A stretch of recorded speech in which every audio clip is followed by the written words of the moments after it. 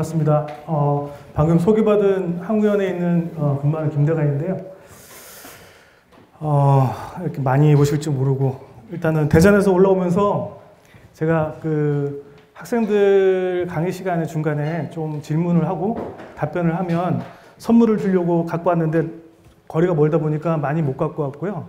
그래서 일단은 여기 다누리 모형하고 종이접기하고 다누리가 지구를 떠나서 한 달 반 정도 지났을 때에 달이 지구를 지나가는 시점이 있었습니다. 그때 연속으로 촬영한 사진이 있고요. 그 사진을 제가 직접 여기 파일에다 담아왔습니다. 그래서 나중에 혹시 부모님한테 액자로 꼭 사진을 액자화 주시라고 해주시고요. 그래서 질문을 드리면 혹시 답변 주시면 제가 상품으로 드리도록 하겠습니다. 강연은 1시간 정도 계획을 하고 있는데 혹시 답변이 워낙 여기 서울 지역이라 교육 수준이 높아서 금방금방 답변하실 것 같아서 1시간도 안 걸릴 것 같습니다. 그래서 큰 걱정은 없을 것 같고요. 쉽게 시작을 하고 물론 어려운 내용이 있을 수도 있지만 그 어려운 내용 이해하려고 하시지 마시고요. 그냥 들으세요. 들었고 아 그럴 수 있구나 정도 이해하시면 될 것 같습니다. 제가 소개 먼저 드릴게요. 앞에서 설명을 드렸지만 사실 제가 자랑할 수 있는 거는 한 가지밖에 없습니다. 다누리를 아시는 우리 달에 보낸 달 탐사선 다누리를 직접 만들었다는 거. 네, 그래서 여기 보면 가운데 다누리가 패콘9이라고 하는 발사체에 바로 실리기 전에 지상에서 마지막 작업을 하고 저희 작업자들하고 같이 찍은 사진이 되겠습니다. 그래서 그때 마지막 찍었던 사진이고요. 그 이후 다누리가 달에 진입한 이후에 정확하게 1년 동안 임무를 성공적으로 마무리했고 그 달 진입한 시점에 공식적으로 달 진입 성공을 말씀을 드렸고요. 지금은 미래혁신센터장을 맡고 있습니다. 그래서 항우연에서 아직도 우주 쪽 관련된 일이 주로 많고요. 우주 탐사 쪽도 저희가 많이 관심 갖고 있고 여기 보이시는 두 분은 나사에서 유인 탐사를 담당하고 있는 국장님과 부국장입니다. 그래서 작년 말에 오셔서 같이 만났던 사진이고요. 어쨌든 여전히 우주 쪽, 탐사 쪽 일을 하고 있다. 여기까지만 짧게 소개를 드리고요. 오늘의 주제는 아시겠지만 단원 3가지입니다. 우주, 뭐 많이 아시는 얘기고 요즘에 많이 좀 얘기들이 되어 있는 부분이고요. 그다음 우주에서의 탐사, 그다음 미래에 대해서 좀 얘기를 할 거고요. 시간을 생각해 보면 과거 한 50년, 근데 예전 얘기는 많이 안 할 겁니다. 대신에 앞으로 있을 30년, 즉 여기 있는 학생들이 제가 나이대가 좀 너무 다양해서 그냥 초등학교 정도 수준으로 본다면 만약에 평균 나이 10살로 친다면 향후 30년이 지난 후 제 나이보다 조금 젊긴 하겠지만 후에 앞으로 우주 쪽이 어떻게 바뀔지를 사실은 저 부분이 제가 말하고 싶었던 키워드고요. 그래서 여기 있는 어린 학생들이 오늘 강연을 듣고 앞으로 나도 저런 쪽에 관심을 갖고 직업을 얻으면 어떨까라는 한 번 정도의 고민은 오늘 시간에서 가져보면 어떨까라는 취지에서 강연의 주제를 좀 잡아봤습니다. 시간은 앞으로 30년이지만 공간은 지구에서부터 시작을 하려고 합니다. 그래서 가장 쉬운 우리 지구에서부터 시작을 해서 달까지 한번 가보고요. 이왕 간 김에 화성까지도 한번 가보죠. 그리고 시간이 남으면 소행성까지도 한번 가볼 생각입니다. 시작은 지구에서 시작을 합니다. 아시는 것처럼 저희가 살고 있는 지구고요. 대륙이 30%, 바다가 70%. 여기 계신 아마 부모님들은 조금 더 젊으셔서 저 때하고는 다를 수도 있는데 저희 때는 5대양 6대륙으로 교육을 받았습니다. 5개의 대양이 있고요. 그 다음에 6개의 대륙이 있죠. 우리는 아시아 대륙에 살고 있고. 근데 최근에는 대륙이 하나 늘었습니다. 혹시 어느 대륙인지? 남극. 맞습니다. 남극이 그래서 가능하면 앞에 앉으시는 게 좋아요. 중요한 건 뭐냐, 받으신 분은 가능하면 답변을 안 하시고 안 받으신 분이 답변을 해주시면 좋겠습니다. 맞습니다. 남극이 들어갔어요, 남극이. 왜 남극이 들어갔을까요? 예전에는 6대 6개밖에 없었는데, 대륙이. 왜 하나가 더 추가됐을까? 한 고민해 볼 필요는 있을 것 같습니다. 도대체 대륙이 어떤 정의로 이루어졌기 때문에 대륙을, 남극을 넣었다 뺐다 할까? 예전에 남극은 사람이 거의 살지 않는 펭귄의 도시였죠, 그죠? 사람 접근도 못했습니다. 거의 탐험하다시피 갔을 정도였습니다. 그렇기 때문에 어떤 사람이 살 수 없는 영역, 그러다 보니 자원이라는 측면과 그 역할에 대해서 인식을 못하는 조건이었죠. 하지만 시간이 지나서 과학기술이 발전하다 보니 남극은 이제 접근성은 문제 없을 뿐더러 남극의 자원과 생태계를 위한 어떤 중요한 역할로서도 활용을 하면서 남극을 7번째 대륙으로 인식을 하기 시작했습니다. 그 얘기는 뭐냐면 우리가 살고 있는 대륙의 정의는 접근성과 자원과 역할로 정의될 수도 있다. 물론 저것만으로 정의되지는 않습니다. 그렇다면 달은 어떨까요? 달. 지구를 벗어나서 달로 한번 가보면 인류에게 달은 보시는 것처럼 달을 보면서 소원을 빌거나 또는 신화의 무대로 사용되거나 상상의 배경이었습니다. 보시는 것처럼 혹시 토끼 보이시나요? 네. 토끼가 지금 방아를 짚고 있죠. 그래서 저 달을 보면서 토끼를 상상을 하고 또 누구는 망원경으로 이 어두운 지역이 바다일 거라고 생각을 했습니다. 그 정도의 상상의 무대였는데 어쨌든 시대가 흐르면서 미국이라는 나라와 소련이라는 나라의 큰 어떤 경쟁의 무대, 여기서부터 잠깐 좀 기술적인 얘기긴 하지만 어쨌든 달에 대한 인류가 점점 또 다른 가치를 시작하면서 특히 미국은 예전 소련에 대해서 자격지심이 많았어요. 이유는 뭐냐면 첫 번째 인공위성인 위성도 소련한테 뺏겼고 첫 번째 유인 우주인인 소련한테 뺏겼고 유리 가가린이죠. 모든 첫 번째라고 하는 단어를 우주 쪽에서는 뺏기다 보니 미국 입장에서는 결단을 합니다. 우리가 먼저 달에 사람을 보내겠다. 그게 아폴로 계획이고 보시는 것처럼 아폴로 11호부터 17호까지 달에 어마어마한 큰 발사체를 써서 달에 가게 되죠. 그 후로부터 달은 이제 토끼가 살고 있는 영역이 아니에요. 달에는 물도 없다는 걸 알게 됩니다. 특히 이제 달은 어떤 소망의 대상도 아니고요. 보시는 사진은 아폴로 11호의 사진이고요. 물론 못 믿으신 분도 있죠. 저게 가짜 사진이라고.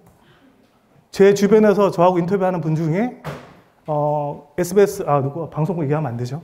그래서 진짜 그 과학 탐사하시는 분인데도 지구는 평평하다고 믿고 계신 분도 있고요. 여기서 질문 하나 또 드리겠습니다. 아폴로 11호하고 17호까지 다 달에 갔는데 달에 다 가진 않았어요. 몇 호가 달에 못 갔을까요? 저기 회색. 정답. 왜 13호가 못 갔냐면 문제가 나중에 아폴로 13호 영화를 보세요. 거기 보면은 그래서 보시면 여기 노란색이 아폴로 착륙 위치인데 13호가 빠져 있습니다. 13호 빠져 있고 유명한 얘기가 나오죠. 그때 아폴로에서 이런 메시지를 합니다. 휴스턴이 그때 지상국에 있는 미국에 있는 지상국이고요. 휴스턴, we have problem이라는 멘트를 거기서 하죠. 그래서 지금 휴스턴에 있는 팟캐스트 제목이 휴스턴, we have 팟캐스트입니다. 그때 그 멘트가 어떻게 보면 좀 전통으로 남아서 쓰고 있고요. 이왕 질문을 하나 더 드릴게요. 왼쪽에 있는 사진은 아폴로 15호고 저 달 밑에 있는 보면 이 월면차가 보일 겁니다. 그죠? 월면차는 15호 때부터 썼어요. 그 전까지는 사람이 등에 짐을 지고 다니면서 탐사를 했어요. 그러다 보니 너무 무거우니까 거리를 많이 못 돌아가죠. 그러다 보니 15호 때부터 한 200kg 되는 저 무게를 발사체에 실어서 달까지 보냅니다. 그럼 사람이 쉽게 말하면 전기차를 타고 자유롭게 돌아다닐 수 있어요. 근데 저 전기차는 생각보다 빨라요. 그리고 먼 거리까지도 갈 수 있습니다. 근데 거리 제한을 한 3km? 2km 밖에 못 가게 해놨어요. 실제는 10몇 킬로까지도 갈 수 있어요. 왜 거리 제한을 뒀을까요? 위험해서? 어떤 위험이 있어서? 행성이나 이런 식으로?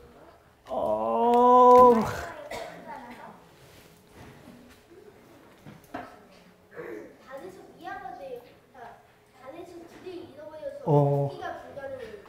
맞아요. 지금 뭐냐면, 가지 마.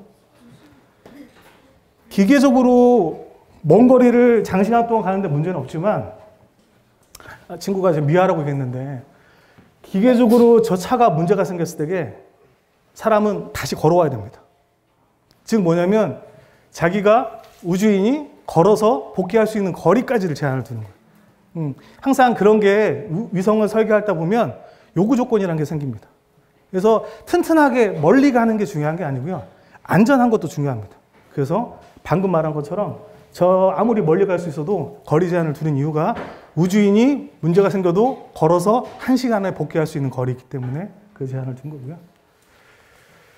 거고요. 그렇다면 최근에 한번 볼까요? 최근에 2000년 이후에는 뭐 여기 많이들 기사가 났겠지만 달에 골드러시라고 부를 정도로 어마어마하게 많은 나라들이 달에 가고 있습니다. 물론 저희도 궤도선이지만 반올림을 보냈고요. 과연 어떤 이유인가? 기본적으로는 자원이 가장 큰 원인이 될 수 있죠. 그 중에서 헬륨3나 히토류 또는 물이 그 자원의 가치에 대해서 최근 각광을 받고 있습니다.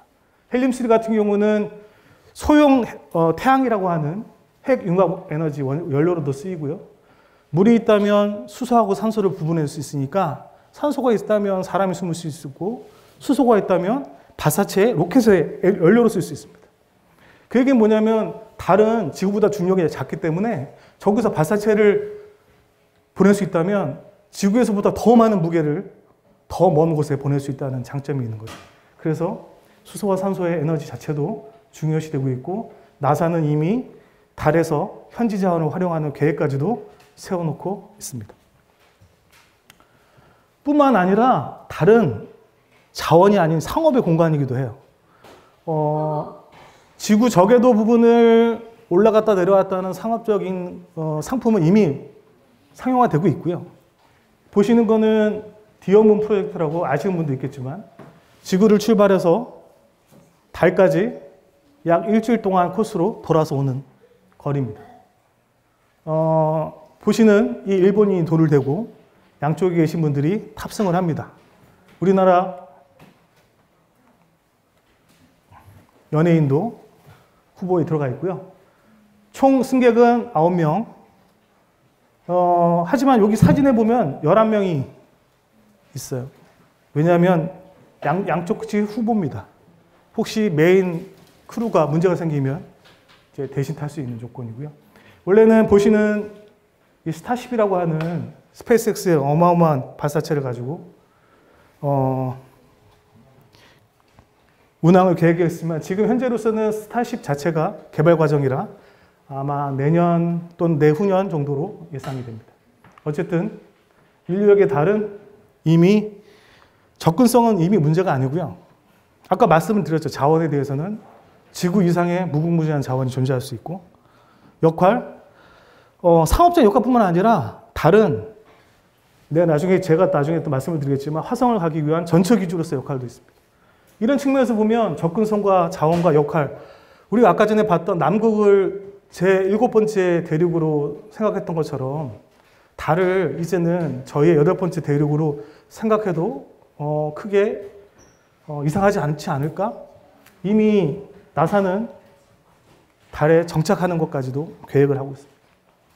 그렇게 보면 이 그래프는 아까 말씀드렸던 7개 대륙에 대한 크기입니다. 아시아가 제일 크고요. 오세아니아가 제일 작습니다. 아까 추가로 돌아왔던 남극은 여기 있네요. 만약에 달을 저희가 8번째 대륙으로 제가 주장하는 거지만 선택한다면 몇 번째가 될까요? 손 들고. 안경 쓴 친구. 찍으면 돼요. 네. 숫자만 찍으면 되는 문제야. 맞아. 본인. 몇 번째? 첫 번째? 첫 번째는 아닌데. 받은 친구는 손 들지 말고. 그 옆에 친구. 여기 앞에.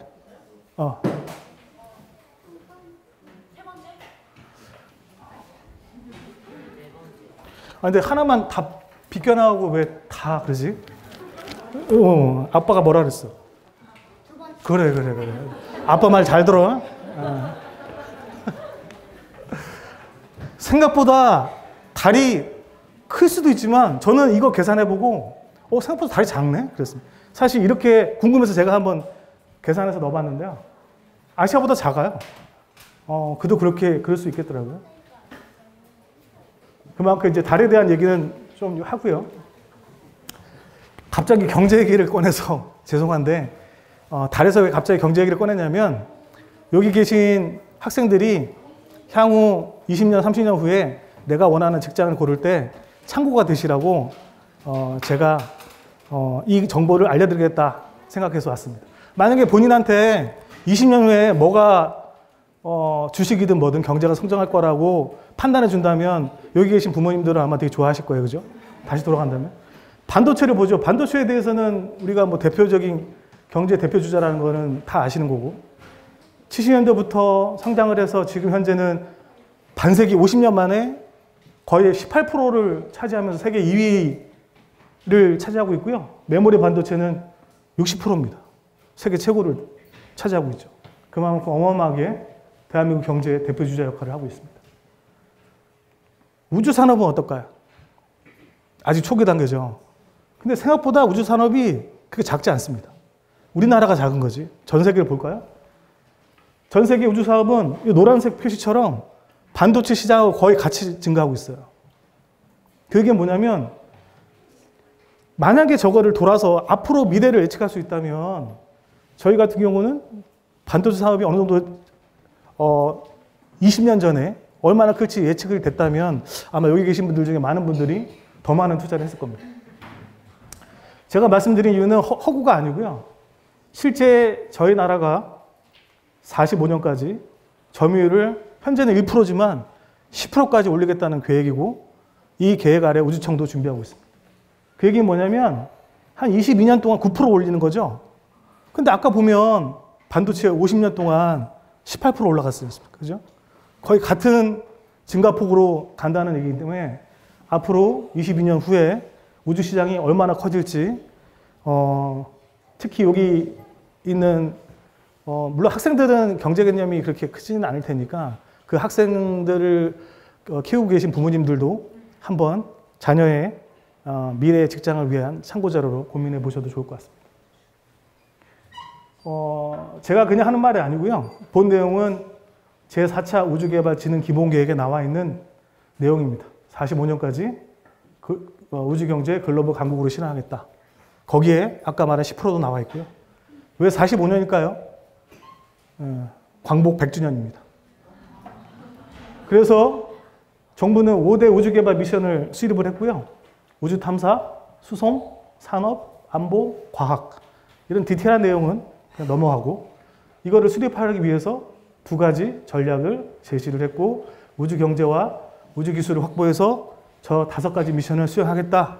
45년도엔 우리도 10%까지 성장을 하고 강국으로 실현해야지라는 모토 하에 정부에서 강한 의지를 가지고 진행 중입니다. 5개 임무를 좀 들여다보면요. 첫 번째, 저희가 익히 얘기하고 있는 우주 탐사, 달뿐만 아니라 화성까지도 탐사 영역으로 넓히겠다라는 취지고요.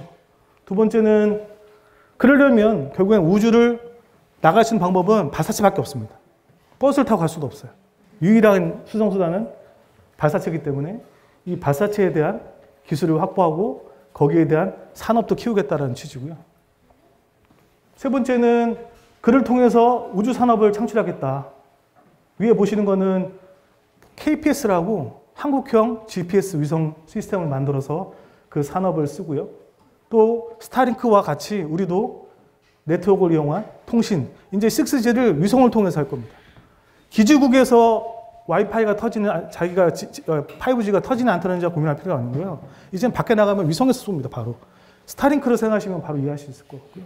뿐만 아니라 우주 관광 등 우주 산업의 창출. 또 하나는 우주 안보죠. 지금은 일기예보를 저희가 지구에 있는 일기예보만 예측을 하지만 이 미국은 우주의 일기예보를 이미 하고 있습니다. 외국은. 그게 무슨 영향이 아닙니다. 태양의 활동에 의한 영향이 지구 환경에 영향을 줍니다. 특히 정기적인 특성에서 많은 영향을 줄 때도 있고요. 그 얘가 예전에 한번 도시 전체가 셧다운된 적이 있어요. 정기적으로. 그런 것처럼 인류의 태양의 활동이 영향을 주기 시작했고 이미 시작을 하고 있고요. 이런 부분에 대한 이해와 또는 소행성에 의한 충돌 등에 대해서 저희도 감지를 하고 대비를 해야 되겠다는 취지고요.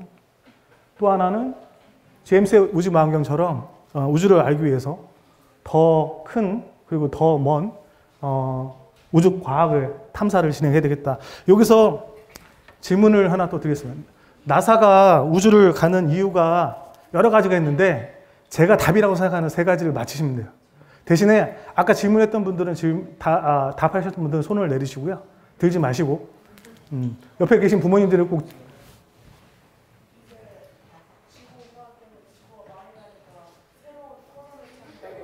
새로운 터전? 아닙니다. 아까 안 했어요? 자원 아닌데. 아니야. 그렇게 생각하면은 너무 저기 하니까 그냥 단순하게 생각하면 될 거예요. 단순하게. 잠깐만.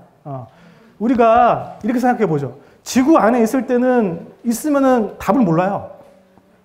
지구를 밖을 나가봐야 우주를 나갔을 때게 나가야 알 수 있는 게 뭘까를 한번 생각해 보면. 우주 탐사?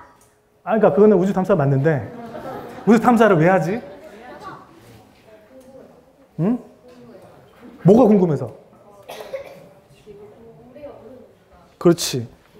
첫 번째는 뭐냐면 우주가 어떻게 생겼고 어떻게 확장되고 어떻게 크고 있는지를 우주로 알려면 지구에서 알 수 없어요. 우주에 나가야 알죠. 첫 번째가 뭐냐? 우주를 알기 위해서. 두 번째는 뭘까요? 저기 마스크 흰색 멀어서 큰 소리로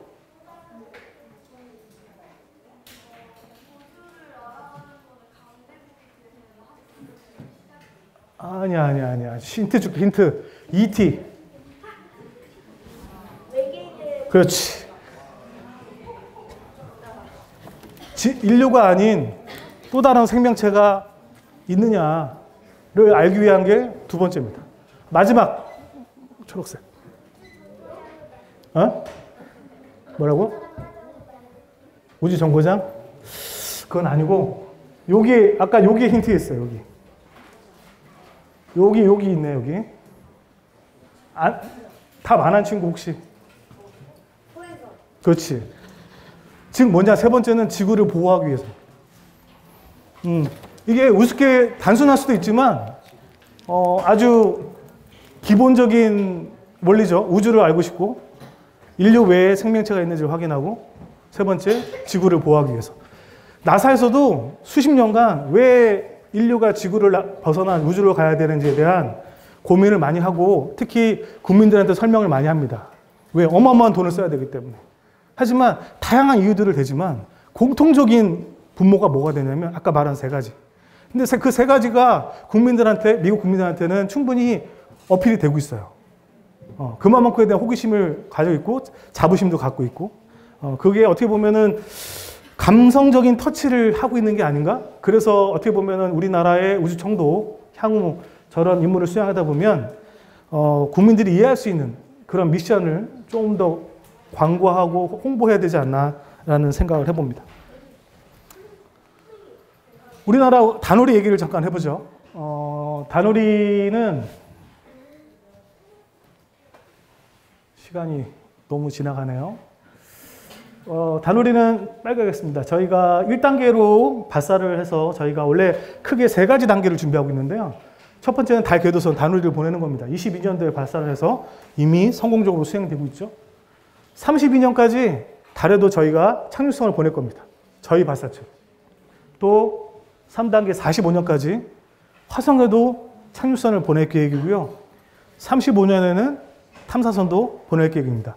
여기 있는 젊은 초등학생들이 크면 직접 해야 될 일이죠.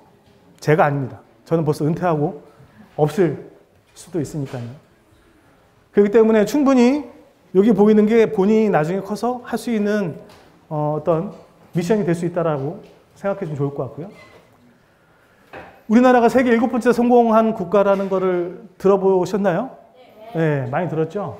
뭐 제가 작년에 미국 애리조나 대학교에 가서 거기 회의가 있어서 갔는데 저 생각지도 않았는데 복도에 저게 붙어 있더라고요. 저게 뭔가 봤더니 달 탐사 타임라인을 이렇게 쭉 해놨습니다.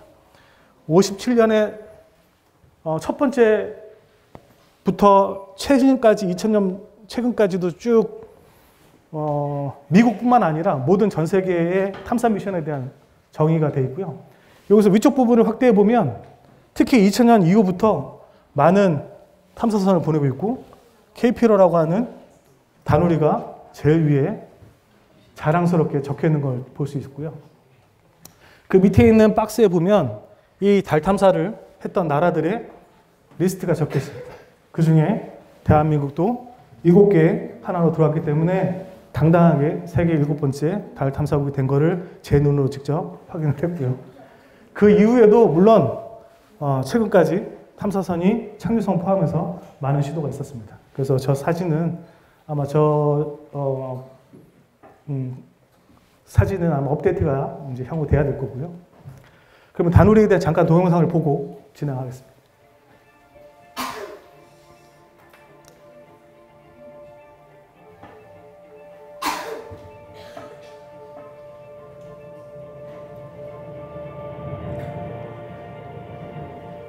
사실 이 동영상은 작년 말까지 다누리가 1년 미션을 끝날 때 그때 공식적으로 1년 미션에 대한 성공 행사를 하면서 만들었던 동영상이고요.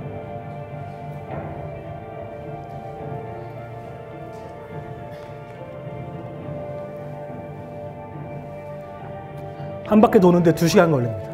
그래서 하루에 12번 돈다고 이해하시면 되고요.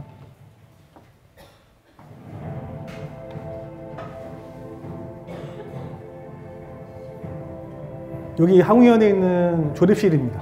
다누리가 조립돼서 다양한 시험들을 통해서 발사하기 전에 우주공간상에서 문제가 없는지, 특히 이런 챔버를 통해서 진공 상태에서 고온 저온에서 문제가 없는지 테스트를 수행하고 발사체에 실어서 일단 발사를 하고요.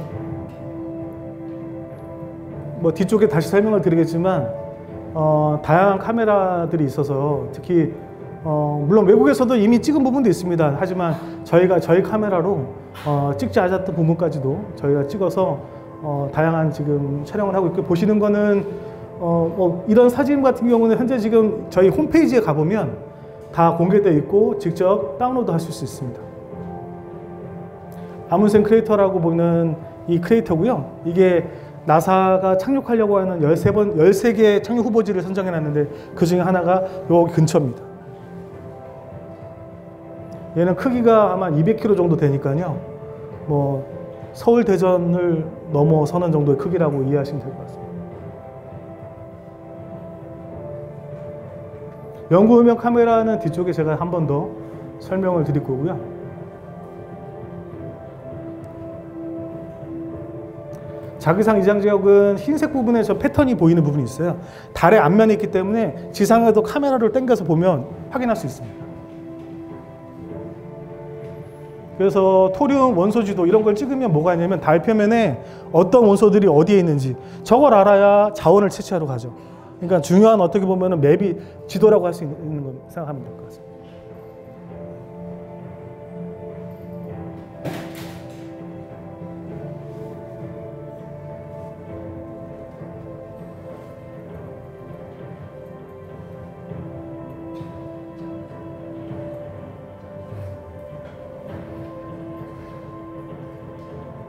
실제적으로 그 섀도우 캠이라고 하는 카메라는 아르테미스 착륙 후보지 선정에 지금 사용하고 있고요. 많은 분들이 합심을 해서 저희 부서 항우연만 50명, 전체 다 참여하신 분은 400~500명 정도 되는 인원들이 다누리 성공을 위해서 많은 노력을 했습니다.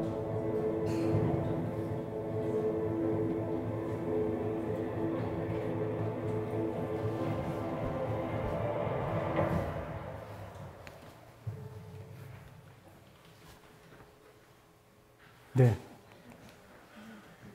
다음은 여기 계신 분들이 이제 화성을 가게 되겠네요. 다누리 잠깐 얘기를 해보면 다누리는 저렇게 태양 전지판을 피면 양쪽 길이가 한 6m 정도 되는 그렇게 크진 않습니다. 그리고 무게가 한 678kg. 그다음에 작년 8월, 22년 8월에 발사를 했고 스페이스X 팰콘 9을 통해서 달에 가서 1년간 임무를 수행을 하고 지금 연장으로 임무 연장이 된 상태고요. 탑재체가 6개가 실려 있는데 첫 번째 연구음영 카메라, 저 노란색에 해당되는 부분이 카메라고 쟤는 달의 연구음영이나 어두운 그림자들만 찍게 해놨어요. 사실 그림자는 빛이 없기 때문에 찍으면도 나타나지가 않죠. 하지만 쟤는 특수 카메라가 돼서 저 어두운 지역만 찍게 해놓은 상태고요. 그다음에 평강 카메라 같은 경우는 평강용사나 타이타늄 맥 같은 어떤 달 자원 같은 채취에 대한 정보를 얻고, 고해상도 카메라, 항원에서 만든 카메라고 착륙 후보지 선정입니다. 밑에 보시는 이 달과 저 지구가 이 루티 카메라로 찍었던 다누리 사진을 제가 밑에다 합성해 놓은 거고요. 그 다음에 우리가 우주에서도 인터넷을 씁니다. 우주 인터넷이라고 하는, 혹시 인터넷 저희 아마 뉴스에서 보시는지 모르겠지만 다이너마이트 동영상을 우주 인터넷으로 다운로드를 했었고요. 그 다음에 감마선 북만기로 자원을 확인하는 부분, 그 다음에 달에도 약하지만 자기장이 분포하고 있습니다. 자기장을 측정하는 6개 임무로 다누리가 수행이 됐고요. 다누리는 지구를 출발해서 달에 바로 가지는 않습니다. 원래 아폴로 같은 사람을 태우고 가는 발사체는 지구에서 바로 갑니다.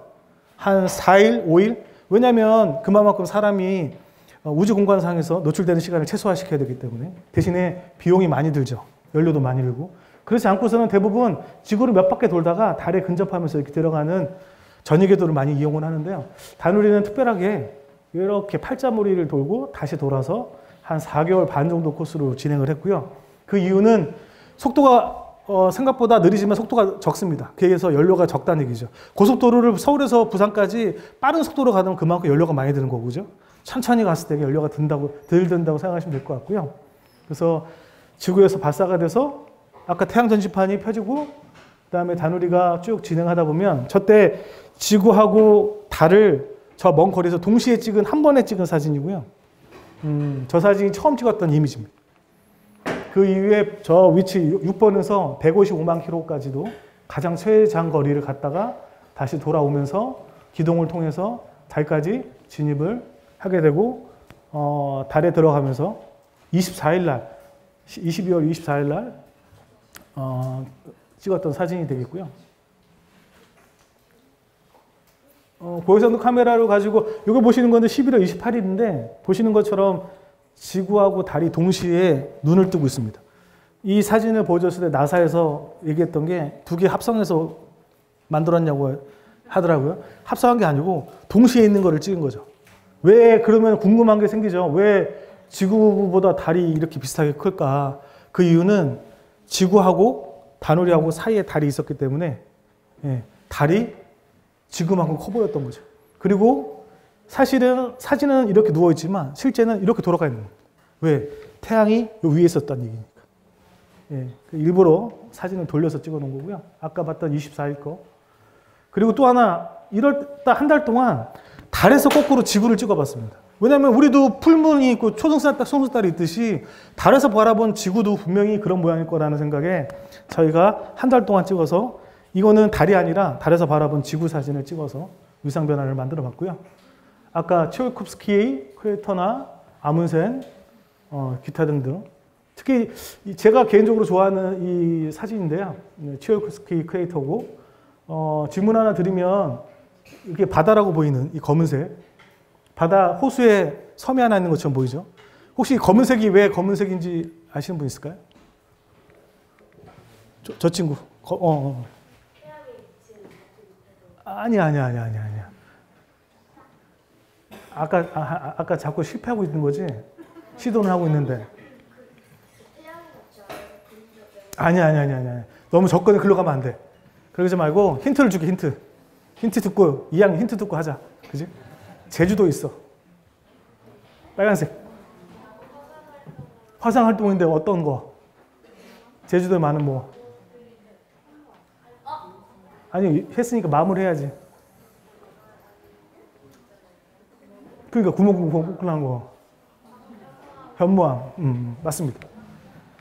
그래서 사실은 그게 현무암이라서 사실 저게 결국에는 화상이, 그러니까 용암이 굳어서 검은색이 되다 보니 검게 보이는 거고, 지구에서 보면 아까 말한 그 토끼처럼 보이는 거고, 그게 결국엔 바다인 줄 알았죠. 네. 더 확대해 볼까요? 질문이 두 번째 질문입니다. 이 산처럼 생긴 이 봉우리 높이는 얼마나 될까요? 그냥 맞추면 너무 어려우니까 대충 근처만 맞추면은 답을 드리겠습니다. 첫 번째 힌트 드릴게요. 미리. 한라산이 1950m. 2000m가 좀 안 되죠. 백두산이 2700m.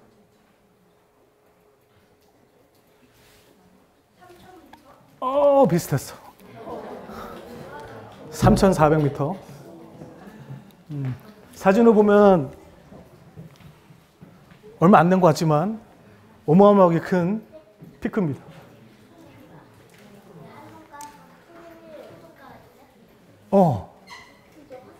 그럼. 미안해. 화장실 갔다 오고 싶으시면 언제든 갔다 오셔도 됩니다. 연구용 카메라 잠깐 얘기를 할게요.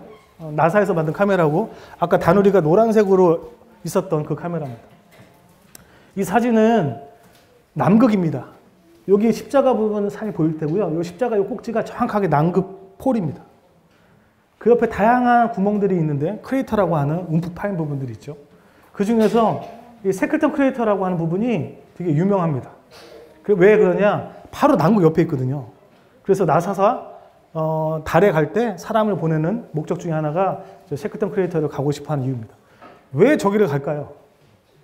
세클턴 크레이터를 한번 보죠. 얘는 움푹 파여 있어요. 대신에 끝에 햇빛이 닿네요. 여기서 질문.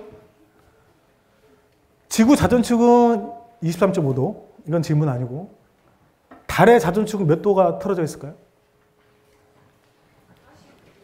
아니야. 너무 멀리 갔어. 여기 앞에 안경 쓴 친구. 0도라면 내가 질문 안 했지. 안 돼. 그러면 안 돼. 너무 많이 갔고, 힌트. 지구보다 작아요. 작고, 그냥 숫자만 맞추자. 자, 3도 이하 있고, 5도 이하 있고, 10도 이하 있어. 셋 중에 하나. 아버님 한번 해보실래? 글쎄. 10도? 여전히 틀리고 있는데. 안타까운데? 언젠가 기회를 줄게. 걱정하지 마. 아까 했잖아. 아까 한 친구들은 하지 말자. 앞에 한 5도? 5도보다 아니야. 그 뒤. 그래. 3도 이하. 1.5도입니다. 1.5도. 거의 0도죠. 0도는 아니지만. 그 얘기는 뭐냐? 만약에 이 남극에 사람이 서 있다면, 북극도 마찬가지지만, 태양이 어디 있을까요? 우리는 지구에 있을 때 태양이 항상 머리 위로 지나가는 경우도 있죠. 물론 북극으로 가면은 머리 위는 안 지나갈 수도 있습니다. 각도가 23.5도가 틀어져 있습니다. 만약에 남극에 가 있다면 태양은 어디 있냐면 항상 제 밑에 있습니다. 이렇게. 그죠? 항상 머리 위를 지나갈 수가 없죠. 왜냐면 1.5도밖에 안 틀어져 있는데. 항상 달이 있으면 태양빛이 옆으로 오니까, 만약에 사람이 이 구덩이 속에 있다면 햇빛은 항상 머리 위에 지나갈 겁니다.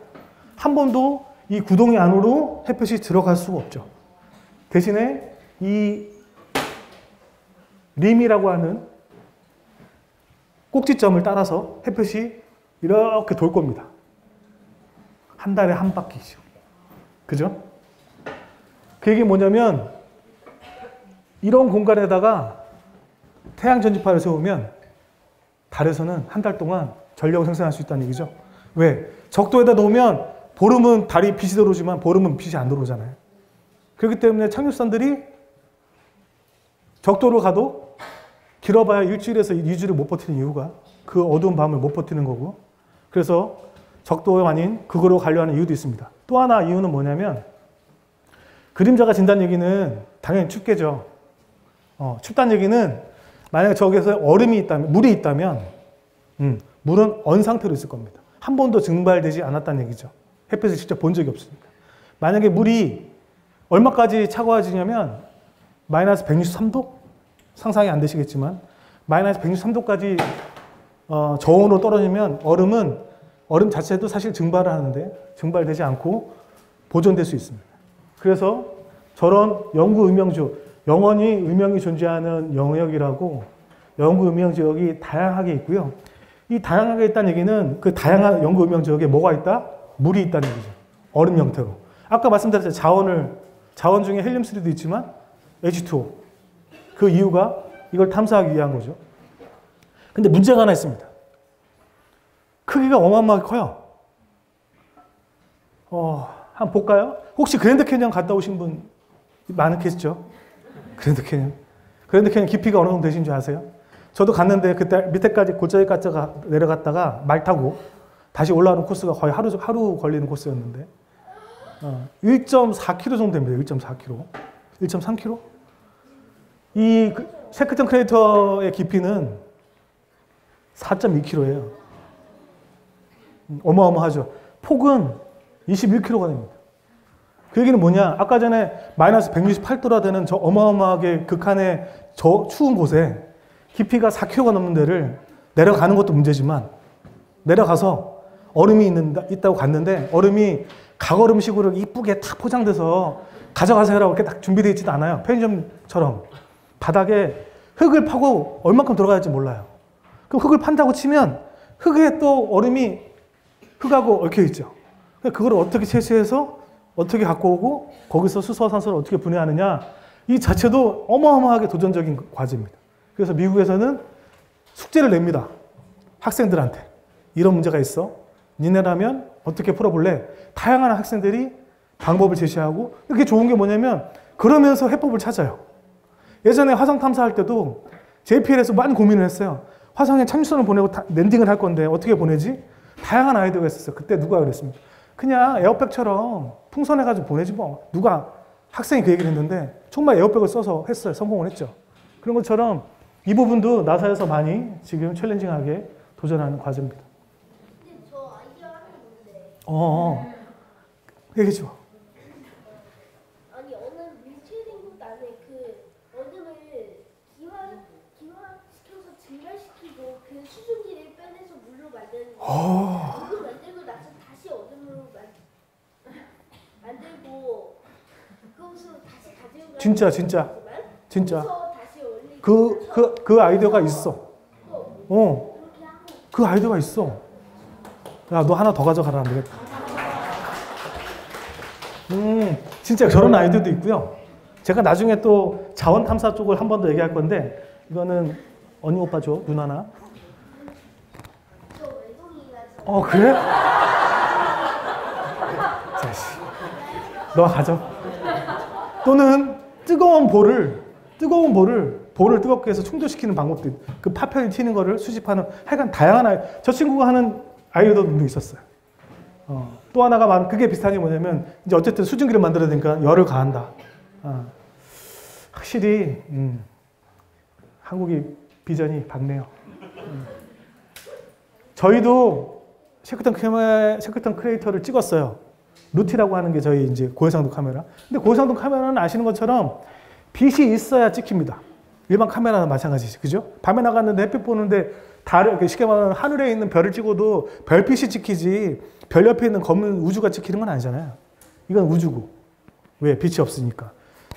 영구 음영지역은 찍히지가 않죠. 하지만 나사에서 만든 영구 음영 카메라는 제가 뭐라 그랬죠? 아까 전에 그림자 지역만 찍을 수 있다고. 처음으로 저 영구 음영 지역 내부가 찍혔고 저거를 정확하게 사진을 아까 말씀드렸던 여기까지 내려가서 흙을 파서 어떻게 가져올 거냐를 이제는 사진을 보면서 고민하기 시작하는 거죠. 누구 덕분에? 다누리 덕분에. 그래서 내셔널 지오그래픽 웹페이지에 보면 기존까지 셰클턴 크레이터는 안 보였었어요. 다누리 입구, 업구의 전후를 비교를 해서 웹사이트에다 올려놨었습니다. 그리고 사이언스지에도 저희께 실려있고요. 그래서 외국에서 특히 많은 관심을 가지고 있고 특히 나사는 아까 말씀드렸던 달에 사람을 보내는 유인 프로그램의 착륙 후보지에 선정해 이 섀도우 캠 데이터를 활용하고 있습니다. 이제는 달을 떠나서 조금 더 화성까지 가보죠. 시간이 얼마 없으니까. 왼쪽에 있는 지구를 출발해서 가운데 달을 거쳐 갑니다. 다양한 발사체와 다양한 로버와 궤도선도 만들어서 사람이 무지 보내죠. 왜 달을 가냐? 아까 말씀드렸죠. 물론 50년대 때, 70년대 때의 목표하고는 다르게 지금은 자원이라는 거. 그 자원에 대한 의미, 또 상업적인 의미도 분명 말씀을 드렸고요. 또 하나 나사는 거기에 거주도 생각하고 있다고 했습니다. 근데 사실 거기서 그치는 건 아니었어요. 달에 가는 이유는 옆에 있는 지구보다 한 3분의 1 정도 될까요? 절반 정도 될까요? 크기가? 화성을 가기 위해서. 그래서 나사는 문 투 마스라고 하는 프로그램을 시작을 합니다. 문을 거쳐서 화성까지. 지구에 출발해서 문을 거쳐서 화성까지. 사실 화성에서 끝나는 거 아니라 더 먼 시무즈까지의 목표를 이루기 위해서죠. 왜 화성을 가기 위해 달을 거쳐 먼저 가냐? 화성을 바로 가기에는 기술적으로 너무 난관이 많습니다. 그렇기 때문에 지구에 가까이 있는 달을 통해서 다양한 기술을 검증할 수 있죠. 사람이 살 수 있는지, 사람이 살기 위한 건물을 지을 수 있는지, 아까 얼음에서 수소와 산소를 구분할 수 있는지, 자원을 캐치할 수 있는지 등 다양한 기술을 검증을 하면 그 기술들은 화성에 가서 직접적으로 사용될 수 있고 인류가 거기서 거주할 수 있는 중요 기술로 쓰일 수 있습니다. 이렇게 나사는 문을 거쳐서 마스까지 가는 문 투 마스를 진행하고 있고, 이 문 투 마스의 일환 중에 하나가 아르테미스입니다. 아르테미스는 로마 신화에 나오는 이름인데, 아주 쉬운 질문 하나. 아폴로는 남자일까요, 여자일까요? 그래, 이제 너. 오케이. 아폴로는 남자입니다. 그러면 아르테미스는 남자일까요, 여자일까요? 안경 쓴 친구. 그렇지. 둘이는 쌍둥이입니다. 근데 왜 그러면 이름을 아르테미스라고 적었느냐? 나사는 달에 사람을 다시 보내는데 그냥 보내는 게 아니고요. 거주시키려고 보냅니다. 근데 이번에는 여성을 보내죠. 그래서 아르테미스라는 프로그램의 이름을 졌습니다. 그러면 이런 궁금증이 생기죠. 저는 저국에 여전히 궁금하고 나사 친구들 만나도 물어보는 것 중에 하나입니다. 도대체 니네는 70년대 때 아폴로 이름을 지으면서 앞으로 50년 후에 여자를 보낼 거를 생각하고 이름을 아폴로로 지은 건지. 그랬더니 그 친구가 갸우뚱하더라고요. 설마 아닐걸? 그러더라고요.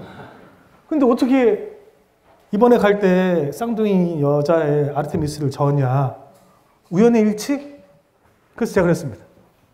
아니, 우연의 일치로 치고는 여기 보면 이 크루십이라는 게 있어요. 사람을 태워서 보내는. 이 사람을 태워서 크루십 이름이 여기 적혀 있네요. 오라이언이라고. 오리온. 저 오라이언이라는 게 이 크루십 이름입니다. 근데 로마 신화의 오라이언은 누구냐면 바다의 신 포세이돈의 아들이에요. 근데 우연찮게 오라이언은 달의 여신 아르테미스하고 애인 관계. 이거는 뭐냐? 달에 여자를 보냈는데 그 크루십 이름이 애인이 오라이언이에요. 도대체 이 스토리를 도대체 누가 만들었냐? 본인들도 모른대요. 근데 저는 개인적으로 나사가 장명하는 것 자체가 너무 재밌습니다. 그리고 그런 어떤 스토리를 텔링을 만들 수 있다는 게 정말 대단하다. 그러면 뭐가 되냐면 굳이 설명을 안 해도 금방 이해되시잖아요. 굳이 구체하게 뭘 설명할 필요 없이 본인들은, 미국 국민들은 아마 받아들일 겁니다. 어쨌든 그런 에피소드가 있고요. 그래서 나사는 또 다른 로켓을 만듭니다. SLS라고 하는 현존하는 지구 최강입니다. 현존하는 지구 최강의 로켓을 만들죠. 로켓 얘기를 한번 해보겠습니다. 이 지금 로켓이 22년 11월 16일 날 처음에 발사된 로켓이고요. 이게 점점점 진화해서 이 정도까지 스케일로 커질 겁니다. 첫 번째 거는 27톤 정도를 단에 보낼 수 있다면 마지막 거는 한 40몇 톤, 47톤까지 보낼 수 있죠. 실제로 아폴로 때도 달에 착륙선을 보낼 때 어마어마한 무게를 보냈습니다. 45톤이 넘었습니다. 지금도 다시 이 어마어마한 스케일의 발사체를 만들고 있습니다. 아르테미스 프로젝트를 위해서. 보시는 사진은 실제 1차 발사 때 VAB라는 이 조직 건물이 있고요. 이 큰 건물에서 이제 나온 사진인데 여기서 보면 큰 탱크 같은 게 지상을 끌고 가요. 워낙 무겁기 때문에. 근데 하나 재밌는 게 뭐냐면 이제 이게 나사 케네디 스페이스 센터에 있는 플로리다에 있는 어떻게 보면 이 안에서 조립을 하는 장소라고 생각하시면 폭은 말 필요 없이 높이가 160m입니다.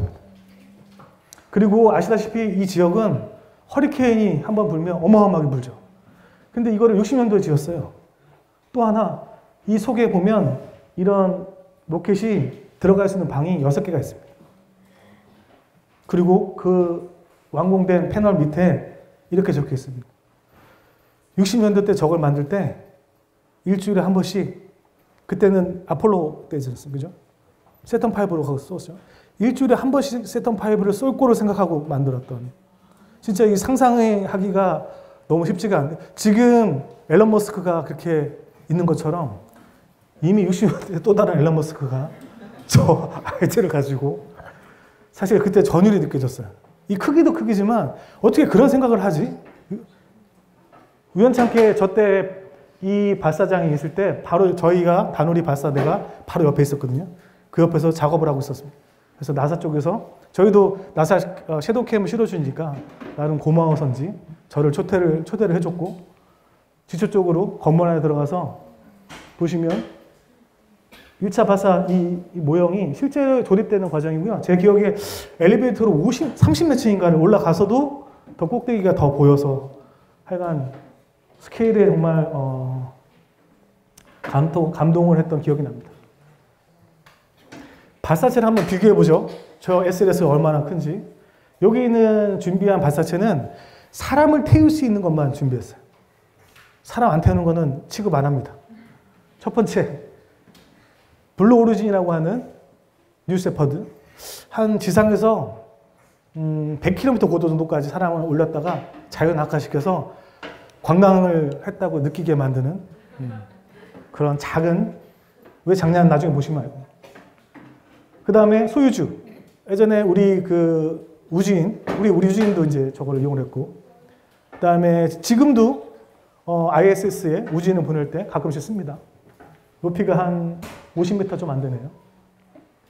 그 다음에 저희가 다누리를 발사했던 패콘9. 물론 패콘9의 이 페어링 부분을 사람이 실을 수 있는 드래곤으로 바꾸면 크루가 ISS까지 갑니다. 여기서 질문 하나 할까요?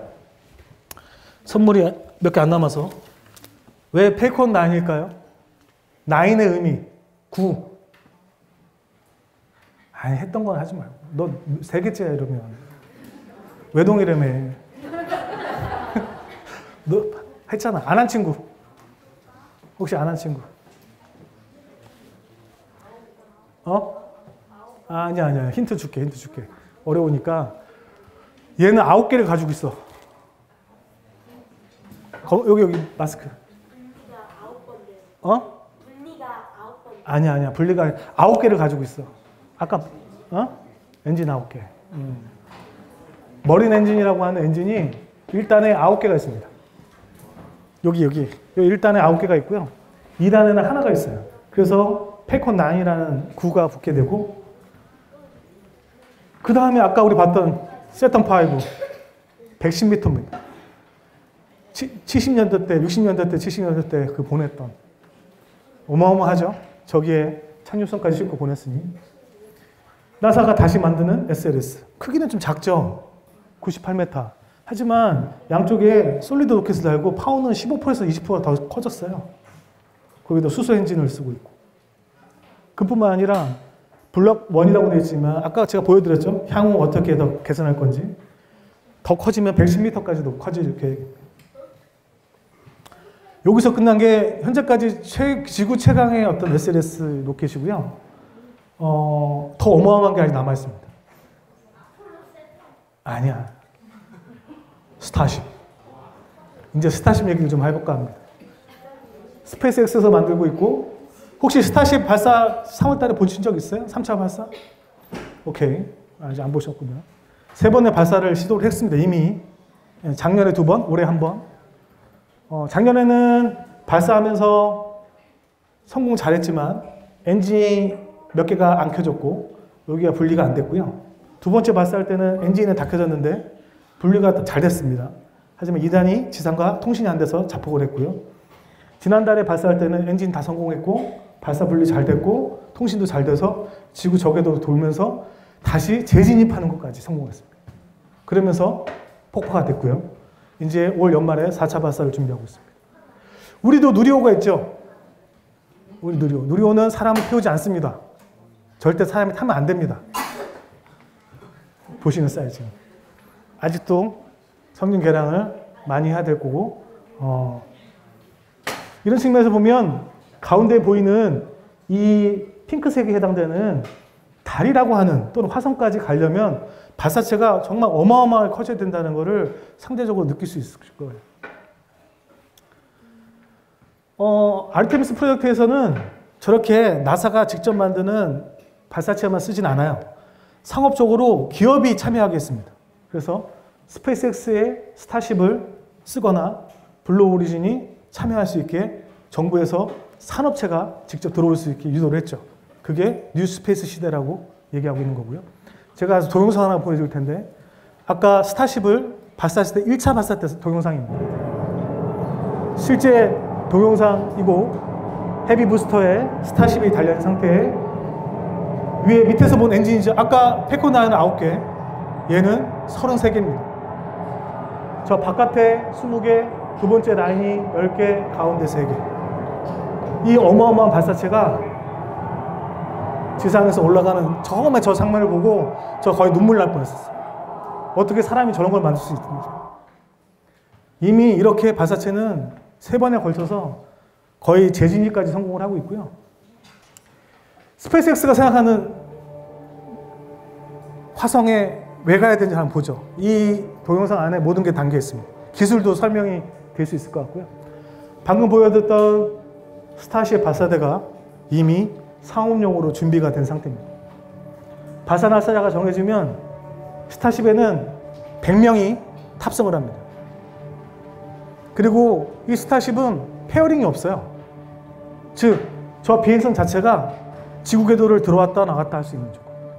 밑에 있는 헤비 부스터는 여전히 저 양쪽에 날개를 가지고 지상으로 귀환도 할 수 있게 되어 있고요. 아까 33개의 엔진은 밑에 웅장하게 자리를 잡고 있습니다. 그래서 탑승이 다 완료된 상태에서 발사 준비가 다 되면 카운트다운이 시작이 되죠. 아까 보였던 영상처럼 실제 지상에서 스타쉽을 타고 지구를 벗어나기 시작합니다. 여기까지는 용량이 커진 거라고 보면 기술적인 난이도는 어느 정도는 그렇게 크게 과장할 필요는 없을 것 같습니다. 하지만 아까 말씀드렸던 것처럼 페어링이 필요 없고 여전히 일단 헤비 부스터는 분리가 돼서 지상으로 다시 귀환을 합니다. 제사용 발사체 그대로 쓰고 있죠. 근데 패콘9 같은 경우는 랜딩할 때 다리를 벌리는데 이 헤비 부스터 같은 경우는 워낙 크기 때문에 다리를 벌려서 지탱할 수가 없어요. 그래서 또 하나의 기술을 적용합니다. 저 위에 있는 핀 가지고 속도를 줄이게 되고 밑에 있는 엔진을 통해서 또 속도를 줄이게 되면 아까 랜딩했던 부분에서 양쪽에서 날개가 나와서 얘를 잡게 하죠. 그래서 재활용이 될 수 있는 조건이 되고 이게 큰 진전이 나올 수 있습니다. 두 번째 진전은 뭐냐면 우주공간상에 올라가 있는 스타쉽 자체는 저렇게 비행만 한 게 아니라 기존에 있는 다른 스타쉽과 도킹을 합니다. 이유는 지구에서 연료를 싣고 화성까지는 너무 많은 연료를 실어야 돼요. 하지만 우주 공간에 저렇게 연료를 실은 위성을 미리 띄워놓으면 도킹을 통해서 연료를 보충을 하면 더 먼 화성까지도 갈 수 있는 거죠. 이미 계획을 그렇게 수립해 있고 이 영상에서 보면 그 계획이 화성까지 가는 걸로 표현이 되어 있습니다. 페어링이 분리 필요 없이 화성에 진입을 하면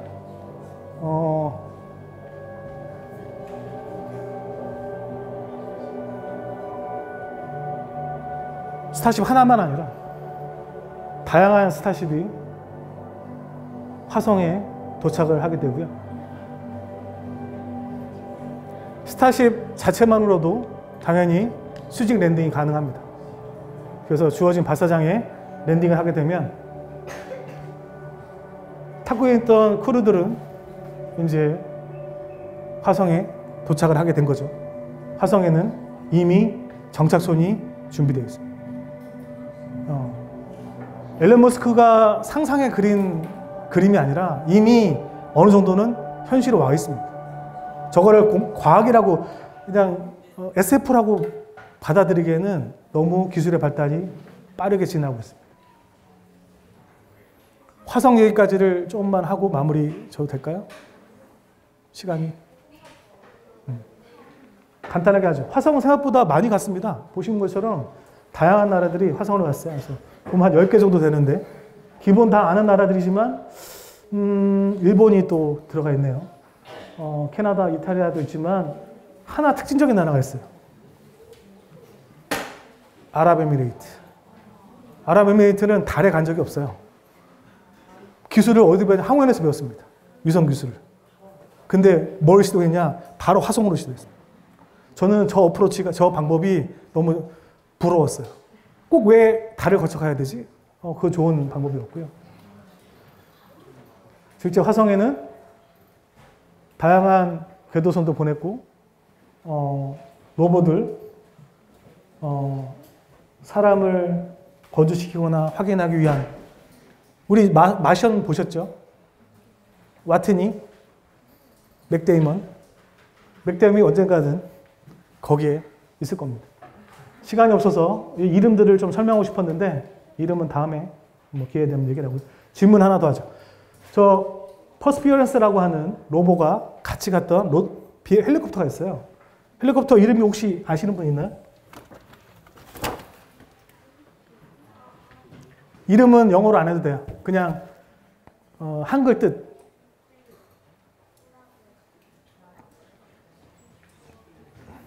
그냥 손 들고 누구 작은 안 들려. 일로 와봐. 나와봐. 안 들려.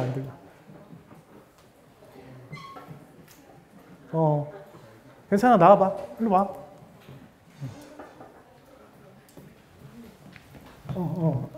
기회만 되고 뭐라고? 독창성 맞았어. 재능 독창성 맞았어. 이게 인지니어리티라고 이름을 잘 지은 이유가 그런 겁니다. 특이한 재능을 갖고 있거든요, 제가. 일단 넘어가죠. 시간이 없으니까. 마지막으로 화성 얘기만 하고 소행성 얘기만 끝내겠습니다. 화성과 목성 사이에 이렇게 점으로 되어 있는 다양한 소행성들이 있고요. 넘어가죠. 최근 소행성 2가지만 얘기하고 끝내겠습니다. 오시리스 렉스 2016년도 발사해서 7년간을 거쳐서 도착해서 보시는 것처럼 소행성을 찍고 그 샘플을 채취해서 지구의 유타 사막에 내려서 샘플을 채취를 갖고 왔습니다. 여기서 하나 강조하고 싶은 거는 나사는 저 샘플의 75%를 보존하기로 했어요. 저희 같으면 다 뜯어보고 싶은데 왜?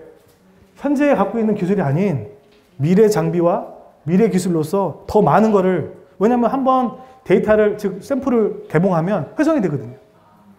미래를 위해서 남겨뒀다는 저 아이디어가 저는 너무 꽂혔었어요. 두 번째는 푸스케라고 하는 23년도 작년에 발사가 됐고 29년도에 도착 예정입니다. 얘는 특징적으로 뭐냐면 얘 자체가 금속 덩어리예요. 순수 금속 덩어리. 그러니까 뭐냐면 원시 핵이죠, 핵. 지구도 핵 멘탈 지각이 있듯이. 근데 우리가 핵까지 갈 수가 없잖아요. 근데 여기 가보면 뭐가 되냐면 원시 핵을 알 수가 있는 거예요. 아까 말한 우주를 알기 위한 방법이죠. 또 하나, 요즘에는 저 소행성에서 다양한 자원을 채취하려는 기업들도 많아졌어요. 그럼 도대체 이 먼 나라에, 먼 곳에 있는 소행성의 자원을 어떻게 갖고 올 거냐? 고민스럽죠. 나사는 아까 말한 인류를 위해서 이런 거를 대처해야 된다라고 아까는 그 세 번째죠. 지구를 보호해야 된다. 취지도 있지만 저기서 자원을 채취하겠다는 뜻입니다. 어떻게 갖고 오나 잠깐 설명을 드릴게요. 여기까지 가서 자원을 채취하면 돌아오는 시간 너무 많이 걸리고 거기 가서 자원을 채취한다 해도 기술 자체도 어려울 뿐더러. 그래서 아이디어를 바꿨습니다. 나사는. 이 소행성을 데리고 오는 거죠. 어디로? 지구로. 그래서 지구하고 달 사이에 있는 궤도에 다누리처럼 안착을 시키면 작은 추력을 가지고 오래 걸려도 돌아옵니다. 다누리가 달에 갔듯이. 그러면 달 옆에다가 계속 돌게 만들면서 오라이언을 통해서 포획을 하겠죠. 그렇게 되면 뭐가 되냐? 사람이 직접 달 표면이 아니 행성 표면에 직접 채굴이 가능하죠. 아까 말했잖아요. 저건 멘탈이라고, 핵이라고 핵. 직접적인 광물 자원을 땅을 파지 않고도 바로 얻어낼 수 있습니다. 그래서 지구에 다시 귀환시키는 이런 아이디어까지도 나사는 준비를 하고 있고요. 항우연도 지구를 포함해서 달, 화성까지도 다양한 계획을 2050년까지도 준비를 하고 있습니다. 그래서 언제든 궁금하신 거 있거나 하시면 항우연, 뭐 저뿐만 아니라 항우연 쪽 연락을 하시고 또 많은 무궁무진한 아이디어들, 그다음에 꿈 같은 것들 가지고 계시고 오늘 이 강의를 통해서 우주 탐사에 대한 생각을 조금 한번 해볼 수 있는 그런 시간이 되셨으면 저 나름대로 보람이 되는 강의였던 것 같습니다. 네, 이상 강의 마치겠습니다.